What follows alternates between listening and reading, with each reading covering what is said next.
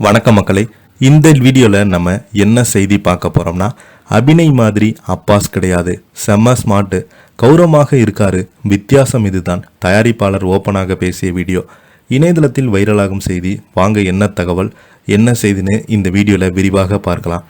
அதுக்கு முன்னாடி முதன் முறையாக நம்ம சேனலை ஃபஸ்ட் டைம் பார்க்குறீங்கன்னா சப்ஸ்கிரைப் பண்ணாதவங்களாம் சப்ஸ்கிரைப் பண்ணிக்கோங்க. பெல் பட்டன் சிம்பல் அமைக்கி நம்ம சேனலோட நோட்டிஃபிகேஷனை எனபிள் பண்ணிக்கோங்க. நாங்கள் போடுற வீடியோ எல்லாமே உங்களுக்கு உடனுக்குடனே வந்து சேரும். வாங்க என்ன தகவல்னு பார்க்கலாம். நடிகர் அபிநய் இறப்பு பலரையுமே சோகத்தில் ஆழ்த்திருக்கிறாங்க. குடியிருந்த வாடகை வீட்டில் யாரும் இல்லாத போது அவர் இறந்து கிடந்தது பார்ப்போரை கலங்கடிக்க செய்தது. சமீபத்தில் நடந்து அவரது நினைவேந்தல் நிகழ்ச்சி கூட அனாதையாக யாரும் சாகக்கூடாது என்று கலக்கப்பகுதி யாரு பாலா கூறியிருப்பது குறிப்பிடத்தக்கது. இந்த நிலையில் தயாரிப்பாளர் பாலாஜி பிரபு பேசியிருக்கும் விஷயம் கவனத்தை ஈர்த்திருக்கிறது. துள்ளுவதே இளமை என்ற ஒரு படத்தில் நடித்து கடைசியாக அந்த படத்தை அடையாளத்தோடு வாழ்ந்த அபிநய், அந்த படம் அவருக்கு நல்ல என்ட்ரியை கொடுத்தாலும் அடுத்தடுத்து வந்த படங்கள் அவரை சினிமாவில் நிலைக்க வைக்கல. சஞ்சுன் உள்ளிட்ட படங்கள் எல்லாம் தோல்வியை சந்தித்ததன் காரணமாக துணை கதாபாத்திரங்களை நடிக்க ஆரம்பித்தார். அதுவுமே பெரிதாக அவருக்கு கிளிக் ஆகலை. சினிமா மீது வெறி பிடித்த நபர் அதில் எந்த வேலையாக இருந்தாலும் தயங்காமல் செய்தார். அப்படித்தான் அபிநய் ஹீரோ துணை கதாபாத்திரங்களை வாய்ப்பு குறைந்ததை அடுத்து உடனடியாக தனது ட்ராக்கை மாற்றி அவர் டப்பிங் பேச ஆரம்பித்தார்.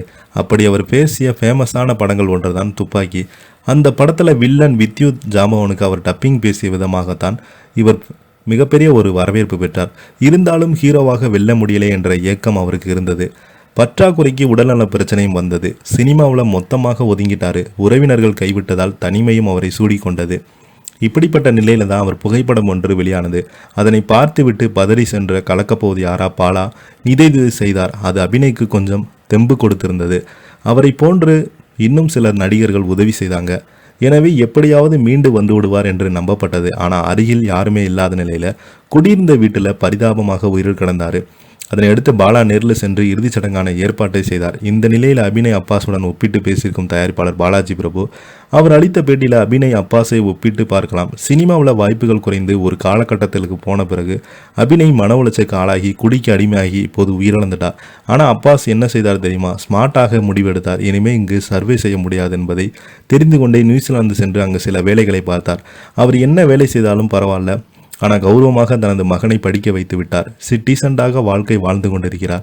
அபிநயை விட அப்பாஸ் அதிகம் கொண்டாடப்படும் நடிகர். பெண்கள் எல்லாம் கொண்டாடினாங்க. அவரே சினிமா இனிமே இல்லை என்று முடிவானதுமே தீர்மானமாக முடிவெடுத்து வெளியே போய்விட்டார். வாழ்க்கையில் வெற்றியும் பெற்றுவிட்டார். இவ்வாறு குறிப்பிட்டிருக்கிறார். இதை பற்றி நீங்கள் என்னென்ன கீழே உள்ள கமெண்ட் பாக்ஸில் மறக்காமல் பதிவிடுங்க. இந்த வீடியோ உங்களுக்கு பிடிச்சிருந்தால் லைக் பண்ணுங்கள், ஷேர் பண்ணுங்கள், கமெண்ட் பண்ணுங்கள். நன்றி, வணக்கம்.